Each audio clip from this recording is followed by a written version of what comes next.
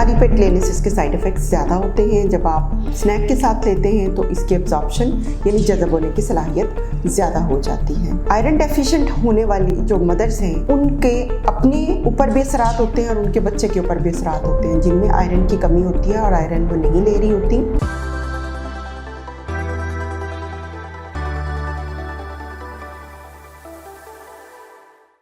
अस्सलाम वालेकुम, मेरा नाम डॉक्टर तंजीला रहमान है और मैं कंसल्टेंट ऑब्स्टेट्रिशियन एंड गायनेकोलॉजिस्ट हूँ। प्रेगनेंसी के अंदर हर औरत की जो खुराक की रिक्वायरमेंट है वो बढ़ जाती है। तो आज मैंने सोचा कि हम इस टॉपिक के बारे में बात करते हैं कि कौन से 5 बहुत इम्पॉर्टेंट सप्लीमेंट्स हैं जो प्रेगनेंसी में लेने चाहिए। असल में बहुत ज़्यादा ओवर द काउंटर अवेयरनेस हो गई है, लाइक इंटरनेट पे बच्चियाँ पढ़ लेती हैं या फिर प्रमोशन इतनी चल रही होती हैं कि मल्टीविटामिन ये वाले भी खा रहे हैं, वो वाले भी खा रहे हैं, किसी और कंपनी के बहुत अच्छे हैं, बहुत हमने वो खाने शुरू कर दिए थे जैसे ही हमने प्लान किया कि प्रेगनेंसी करनी है। तो हर चीज़ प्रेगनेंसी में सेफ़ नहीं होती है और इसके अलावा ये है कि हर विटामिन के अपने risk and pros and cons होते हैं कि वो साइड इफ़ेक्ट भी दे सकता है।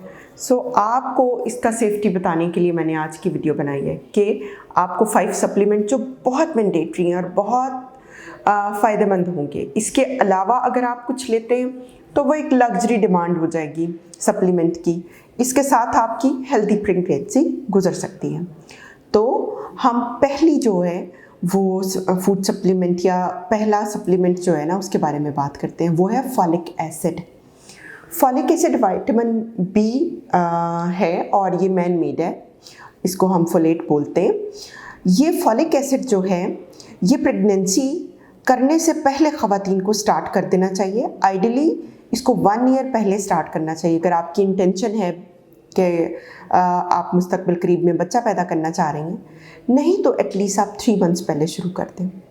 इसका फ़ायदा ये है कि एक तो ये जो ख़ातून हैं उनके रेड ब्लड सेल्स बनाने के काम आता है। दूसरा, बच्चे के जो ब्रेन के सेल्स होते हैं उसका बड़ा एसेंशियल ज़रूरी पार्ट है ये, ठीक है। तो जो बच्चे की ब्रेन की डेवलपमेंट होती है वो ज़्यादातर होती है 4 से 6 हफ्तों के दरमियान में, जो हमल के शुरू के कुछ दिन होते हैं, अभी आपके पीरियड मिस होते हैं उसके साथ ही।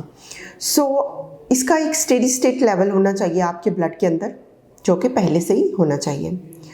इसको आप ले सकते हैं 400 माइक्रोग्राम डेली डोज के हिसाब से।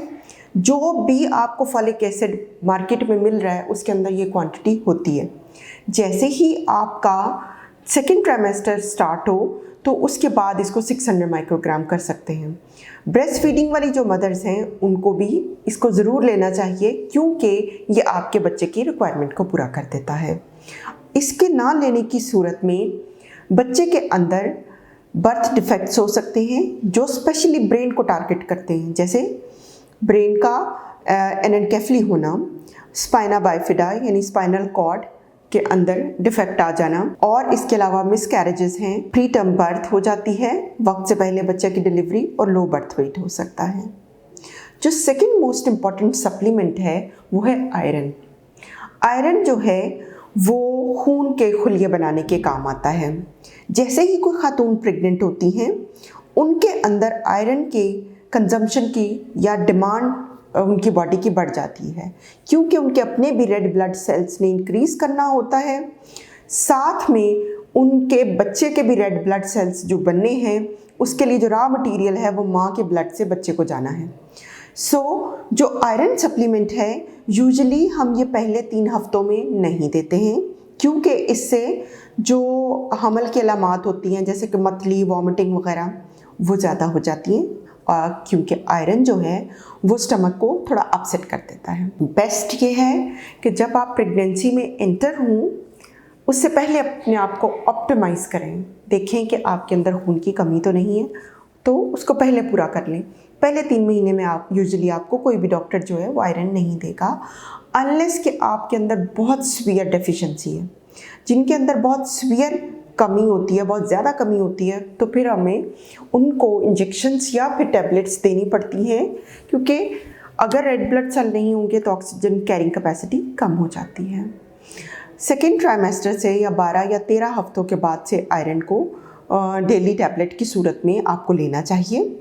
जो भी ओवर द काउंटर यानी मेडिकल स्टोर पे दवाई मिलती है आयरन की, या भी जो भी आपकी गायनेकोलॉजिस्ट आपको लिख के देगी, उसके अंदर ड्यू अमाउंट जो है वो मौजूद होती है, जितनी आपकी रिक्वायरमेंट है, आपकी और आपके बच्चे की दोनों रिक्वायरमेंट्स को पूरा कर देती है। ये आइडियल टाइम ये होता है कि आप शाम के वक्त आयरन को लें और आयरन को स्नैक यानी थोड़ा सा कुछ खा कर फिर लें, खाली पेट मत लें। खाली पेट लेने से इसके साइड इफ़ेक्ट्स ज़्यादा होते हैं। जब आप स्नैक के साथ लेते हैं तो इसके एब्जॉर्प्शन यानी जज़ब होने की सलाहियत ज़्यादा हो जाती है। आयरन डेफिशिएंट होने वाली जो मदर्स हैं उनके अपने ऊपर भी असरात होते हैं और उनके बच्चे के ऊपर भी असरात होते हैं। जिनमें आयरन की कमी होती है और आयरन वो नहीं ले रही होती, उनको प्री टर्म लेबर स्टार्ट हो सकती है, वो खुद फटीग्ड रह सकती हैं, थकी रहती हैं, सांस चढ़ जाता है, दिल का धड़कना महसूस होता है, हर वक्त की थकावट, ढाल पन होता है, और इसके साथ साथ उनके बच्चों के अंदर भी आयरन की कमी होती है,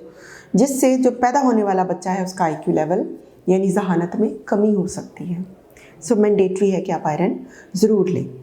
अब जो मैं थर्ड आपको बताने लगी हूँ, तीसरा बताने लगी हूँ, वो बहुत इम्पॉर्टेंट है इस लिहाज से कि फॉलिक एसिड के बारे में भी हमारी पॉपुलेशन को काफ़ी नॉलेज है, आयरन के लिहाज से भी नॉलेज है, लेकिन ये एक न्यूअर थ्योरी है कि ओमेगा 3 फैटी एसिड्स जो हैं वो बड़ी मैंडेटरी हैं कि आप अपनी प्रेगनेंसी में इसको लें। इसको हम DHA भी बोलते हैं। ये बच्चे के ब्रेन की डेवलपमेंट के लिए बहुत मैंडेटरी है।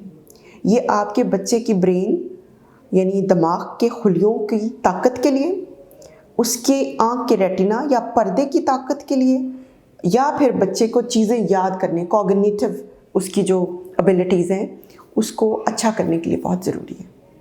ठीक है, ये कॉमनली आपको फ़िश ऑयल में मिल जाता है या फ़िश जो हम रूटीन में खाते हैं उसके अंदर होता है। इसकी सप्लीमेंटेशन आपको मल्टीविटामिन्स में मिल जाती है, आपका डॉक्टर आपको अलहदा से भी दे सकता है। ये जो सप्लीमेंट है DHA, ये आपको बच्चे के को भी जब बच्चा की पैदाइश हो जाए उसके बाद भी देना चाहिए, कम से कम 1.5 साल तक। इससे आपका बच्चा इंटेलिजेंट हो जाएगा, इससे आपके बच्चे की नज़र अच्छी रहेगी। ठीक है, जो चौथा इम्पॉर्टेंट सप्लीमेंट है वो कैल्शियम है। कैल्शियम लेना अट मोस्ट इम्पॉर्टेंट है, इसको आप प्लीज़ निगलेक्ट ना करें, क्योंकि माँ की हड्डियाँ जो हैं वो कमज़ोर हो जाती हैं अगर वो अपनी प्रेगनेंसी के दौरान कैल्शियम सप्लीमेंट्स नहीं लेती। क्योंकि जैसे ही बच्चे की बोन बनना शुरू होती है तो ऑटोमेटिकली माँ के सिस्टम को एक अलामत ज़ाहिर हो जाती है कि अब इधर जो है कैल्शियम की ज़रूरत है। तो माँ की हड्डियों से मोबिलाइज होके यानी वहाँ से निकाल के तो माँ के ब्लड स्ट्रीम में चली जाती है, जहाँ से बच्चे की कैल्शियम पूरी होती है और उसकी हड्डियाँ बनती हैं। सो मदर को डेली बेसिस पर दिन में कम से कम 2 दफ़ा कैल्शियम की ज़रूरत है। इसमें यह है कि आप अपने फूड के साथ भी इसको ज़रूर फोर्टिफाइड करें। आप दिन में 1 टैबलेट ले लें, कोई 2 ग्लास दूध लाजमी पिएँ, दही लें, डेयरी प्रोडक्ट है, चीज़ है, बटर है, इन चीज़ों को लेने से भी आपकी कैल्शियम की रिक्वायरमेंट पूरी हो जाएगी। देखें, जो बाकी सप्लीमेंट हैं उनका नेमुल बदल है, लेकिन जो ये कैल्शियम है अगर आप डेली बेसिस पे नहीं लेती हैं तो ये आपकी हड्डियाँ भुरभुरी कर देता है। इसका लेटर ऑन जाके फिर कोई इलाज नहीं होता, जिसकी वजह से आपको बैक एक रहती है यानी कमर में दर्द रहती है, डिलीवरी के बाद पट्टे कमज़ोर हो जाते हैं, या फिर आपके जोड़ों में दर्द शुरू हो जाती है, जो कि जब बहुत परसिस्ट करती है, परवेल कर जाती है। सो मेरी एडवाइस है कि आप कैल्शियम ज़रूर लें। अपना इसके बाद जो हमारा 5th सप्लीमेंट आता है वो है विटामिन D3 यानी विटामिन D, जो कि कैल्शियम को हड्डियों में एब्जॉर्ब करने में हेल्प करता है। ये बच्चे की हड्डियों के लिए बहुत मैंडेटरी है, बहुत ज़रूरी है, क्योंकि ये आप जब कैल्शियम बच्चे के पास जाएगा तो ये उसको ऑर्गेनाइज करने में, उसको जज़ब करने में बच्चे के पास बहुत हेल्प करेगा। विटामिन D3 आप डेली बेसिस पे भी ले सकते हैं, विटामिन D3 आप मंथली भी ले सकते हैं। दोनों का एक ही फ़ायदा है, जो इंजेक्शन्स मिलते हैं जिनको पीना होता है वो मंथली डोजेस के हिसाब से मिलते हैं, लेकिन ये डिपेंड करता है कि इनिशियली आपका या शुरू में आपका विटामिन D3 लेवल कितना था। सो विटामिन D3 आप अपने प्रेग्नेंट होने से पहले लेना शुरू करें, क्योंकि विटामिन D3 की कमी की वजह से कई दफ़ा हमल ठहरने में भी प्रॉब्लम होता है। जैसे ही आपकी विटामिन D3 की कमी पूरी होती है, आपका हमल भी जल्दी ठहर जाता है। ख़ास तौर पर वो ख़वातीन जो PCOS की पेशेंट होती हैं, वो विटामिन D3 ज़रूर लें, क्योंकि इसका बहुत बेनिफिट होता है। विटामिन D3 का प्रिवेंटिव रोल भी है, यानी ये आपको हमल में बीमारियां होने से भी बचा सकता है, जैसे कि हाई ब्लड प्रेशर, शुगर या फिर वक्त से पहले बच्चे की डिलीवरी हो जाना। इन सब चीज़ों से ये आपको बचा सकता है। सो मैंने आज आपको 5 ऐसे सप्लीमेंट बताए हैं जो बहुत ज़रूरी हैं लेने। इसके अलावा अगर आप कोई सप्लीमेंट लेना चाहते हैं, कोई टॉनिक लेना चाहते हैं या ताकत की गोली खाना चाहते हैं, तो प्लीज़ अपने गायनेकोलॉजिस्ट से ज़रूर कंसल्ट करें। कंसल्ट करने के बाद उसको लें और वो आपको अप्रोप्रिएट या मुनासिब आप उसकी मिक़दार में आपको एडवाइस करेगा, ताकि आपको साइड इफ़ेक्ट्स ना आए। प्लीज़ मेरे चैनल को लाइक करें, सब्सक्राइब करें और कमेंट करना मत भूलिएगा। इस वीडियो को शेयर भी ज़रूर करें for public awareness. Thank you.